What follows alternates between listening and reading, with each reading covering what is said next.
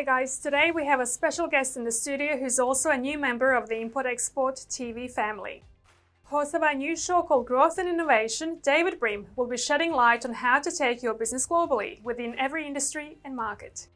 A natural connector, David believes in the power of innovation, connection and equal access to opportunity. He's built a reputation as a world-class thought leader on innovative manufacturing and high-value startup ecosystems. Founder of FinTech startup called WeFundTrade, David has also spent 14 years as a founder and CEO of Melbourne-based vehicle manufacturing company Tomcar. We're delighted to have him on board.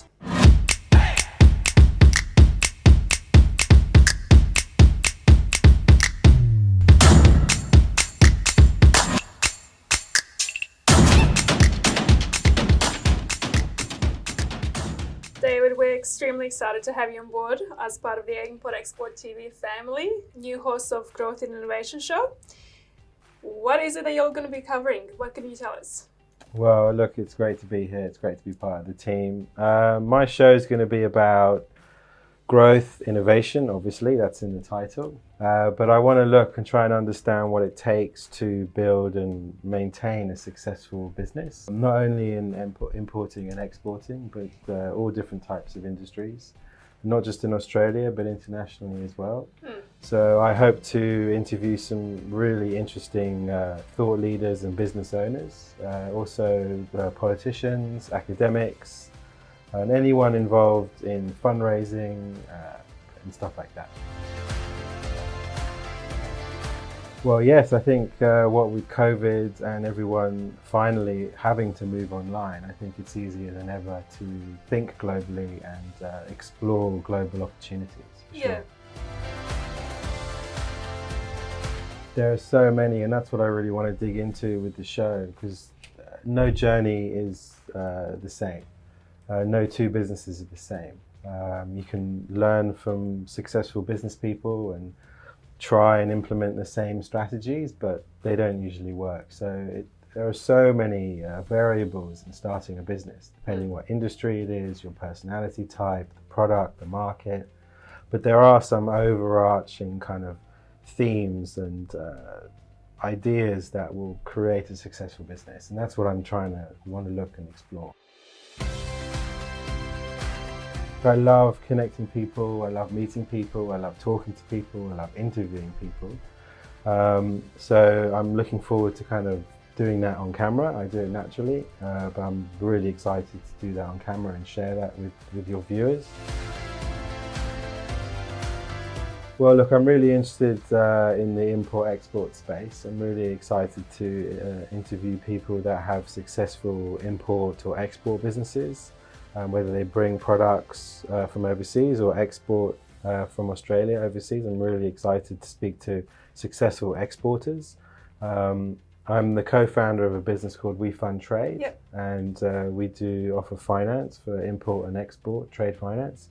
So I'm really excited to interview my customers and explore opportunities for them as well. Big question. I think the trends in business are people are becoming more open to starting their own businesses. I think it's easier to do that. I think lockdowns globally have encouraged people to start looking at alternative sources of revenue. Yeah. And I think the maker movement is growing, which is this idea of people making things on a smaller scale.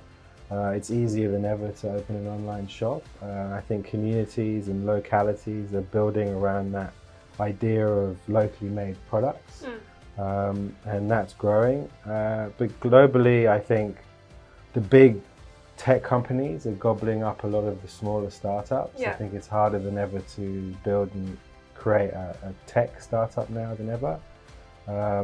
But it's an interesting space. I think post-COVID, the world is changing rapidly and things will change. And it'll be really interesting to kind of look into that as well. So for a positive then? Positives, yeah. Always positives. Always positives. Yeah, but you're saying that because of COVID, businesses are looking into the global landscape, and there's a lot of startups as well. So it's definitely making a movement, making a shift, isn't it? Yeah, well, I think if you look back historically as well, post most pandemics, there was a boom. Obviously, there were a few international wars as well after previous pandemics, but I think a pandemic of this global scale has definitely opening up more opportunities in a lot of areas for people. No, I'm really excited to be a part of Import-Export TV. I think what you guys are doing is really exciting. It's a really interesting niche. There's not a lot of media outlets that talk about this industry. I'm also interested in looking at not just physical imports and exports, you know, the movement of ideas, the movement of technology around the world. I think it's going to be really interesting. Big history buff, love traveling, love meeting people, love cooking, love eating. Everything gets me excited. I'm excited to be here. You know, running a business is really hard. It's really difficult. When they're successful, it's great. When they're not successful, it's even harder. And it's an interesting journey, and I just want to share that with people and speak to them and try and understand what drives them, because everybody starts a business for a different reason. Yeah. And I think most people that start businesses don't really realize just how hard it is and just how much of yourself you have to give to make it succeed. Yeah. And a lot of the successes we see, they seem to be overnight, but they're not. They take time, and it's taken years for them to become an overnight success. Yeah. Now, David, you're the founder of the FinTech startup WeFundTrade, and you've also spent 14 years as a founder and CEO of Tomcar. Yes. The biggest lesson is everything takes longer than you expect. Another great lesson is really give respect and rely on the people you hire. It's very important, that hiring process, so you have to really make sure you surround yourself with really good people. So take time there. With my new startup WeFundTrade, it's a completely digital platform, so it's not a physical platform. With Tomcar Australia, we were building a car. So it was a huge, upfront, complicated process to even get it off the ground. And to tell you the truth, I'm enjoying the digital side much easier. It's much quicker to market, it's easier to make our customers happy. There's not a huge amount of product management and product design process, which I respect a lot. So anyone that's trying to launch a product to market, a physical product to market, it's a very, very complicated process, and it takes a lot of time and a lot of capital. But it's still a most amazing journey, both of them. Yeah. Well, we're extremely proud to have you on board. It's good to be as part of the team, and we look forward to your new episodes coming out soon. I hope so. So if anyone wants to come on the show, you know, write in the comments below.